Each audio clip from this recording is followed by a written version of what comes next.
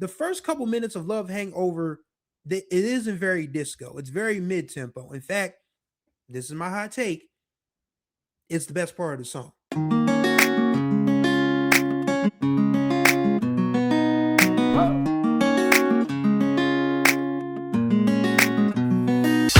What's going on, everybody? You're right on time for another ride on the Groove Line with your boy Chris Stevens. Hopefully, you wonderful people are doing well out there. Hopefully, you had a good weekend.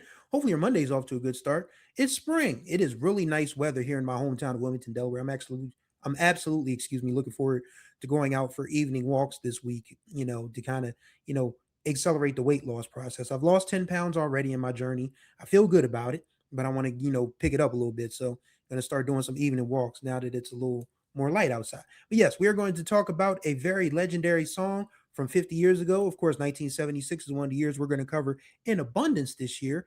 And today we are going to talk about this gem from Miss Diana Ross, Love Hangover. It was released as a single on March 16th, 1976, co-written by Pamela Sawyer and Marilyn McLeod, and produced by Hal Davis.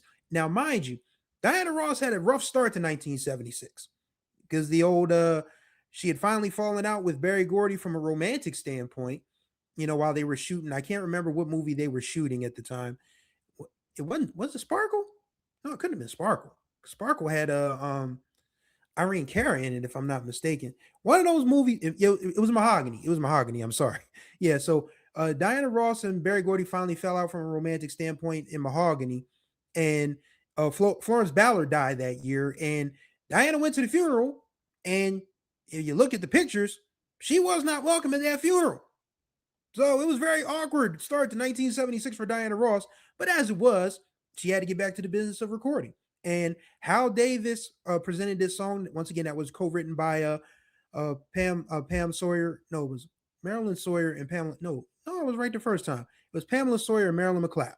We know that. But yes, it was a disco number. And Diana Ross was one of the few artists, along with Marvin Gaye, who didn't bang with disco like that. So what Hal Davis did was have the engineer Russ Tarana put a disco ball in the recording studio to get Diana Ross in the mood to record a disco song. And the first couple minutes of Love Hangover, it isn't very disco. It's very mid tempo. In fact, this is my hot take. It's the best part of the song. And people are gonna be like, Chris, it's a disco record. The up tempo part is the best part. That's fine. That's how you feel. But that slow, lazy little mid tempo part, I enjoy more than any other part of the song. And it's interesting because Jermaine Dupri sampled that for The First Night for Monica when she did the Boy Is Mine album, my senior year of high school. And I was trying to figure out where I had heard that before. And my mom was like, oh, man, that's Love Hangover. I was like, oh, okay. And then I heard Love Hangover, on WDAS later on. And it was just like, yeah. But I like the first, couple minutes, especially when the horns and the strings have a chance to sound. Dun, dun, dun, dun. Like that little laid back low key part, like you could just feel yourself swaying on the dance floor to that. But then again, it picks up, and we got to talk about this gentleman right here. We just lost him earlier this month. That's Mr. James Gadsden, one of the most prolific session drummers of all time, and he deserves a ton of credit for his drumming on Love Hangover, because when you think about it, you literally have to keep that slow tempo for at least 4 or 5 minutes while you're recording, so the engineers or the producers can get all of that stuff in, and then you have to ramp it up. Over. Boom, boom, boom, boom, boom, boom, boom, boom, boom, boom, boom, boom. Oh, by the way, that bass line is done by Henry Davis. Not sure if he's related to Hal or not, but James Gadsden, God rest his soul, his drumming on Love Hangover is extremely important. Because when you think about it, you've got to really, again, lock in. Like, Hal probably went to James and said, I want you to play this really, really low key for about 5 minutes at least. Can you do that? And James Gadsden, who was a veteran at that time, was like, probably like, yeah, no problem. And he's like, okay, now after a little bit, we're going to pick it up and really make it a 4 on the floor number or Earl Young type of number. James probably said, no problem. And that's what Love Hangover ends up becoming. I don't need no cure. Don't call my doctor. Don't call my mama.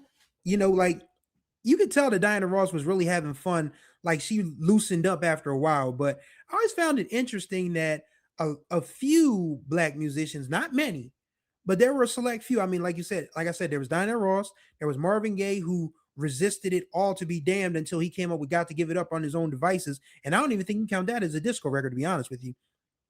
But Diana Ross, disco was the sound of the moment. And granted, it wasn't anything more than R&B and funk sped up with a lot more, you know, horns and strings and all of that. But people really had a problem, black and white. I mean, it was, like I said, it was a small number. I mean, the number of white people who hated disco, they just were mad because they can't dance. And that disco catered to a clientele of black women, LGBTQ black folks, and LGBTQ white folks, and Latinos. That's why white people and rock fans hated disco. And I will always stand on the hill. And I will always say that Steve Dahl is a bleeping idiot. And if there is a hell, that's where he's going. But yeah, Love Hangover ended up being one of Diana Ross's biggest hits as a solo artist. It hit number one on the R&B charts in May of 76, May 15th, 1976. And then 2 weeks later, it went number one on the pop charts, which means she at that time had more number ones than Cher, Barbara Streisand, and a couple of other female singers. Diana Ross always knew how to get Gil Askey, the Motown producer, once said Diana Ross has the perfect commercial voice. She knows how to get the butter. He said that in Marvin Gaye's book with the David Ritz Divided Soul. I will never forget that quote. Diana Ross has the ideal commercial voice.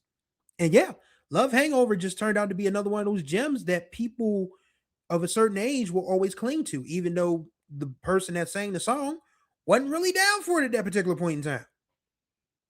This is what happens when you have to reform, adjust, and adapt.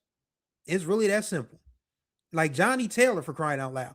We all know Johnny Taylor for the Dirty Mac songs, for the blues songs, the Chitlin Circuit. That man put together the first platinum single with Disco Lady in the same year. If you want to keep on doing what you're doing, man, you got to try something new. And that's what Diana Ross was able to do with Love Hangover. And once again, it's one of the biggest hits of her career. And so I want to know what you guys think. What do you think of Love Hangover? Let me know what you think in the comments. If you haven't heard it, please go listen to it. But if you have, what are your memories of Love Hangover? We'd love to know what you think. That's going to do it for this ride on the Groove Line. Greatly appreciate y'all as always. Contact information will be in the description below.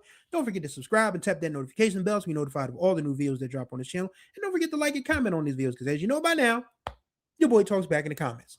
So thank you guys for riding with me on the Groove Line. And until the next time we ride, and have a good week, y'all. May you find the groove or may the groove find you.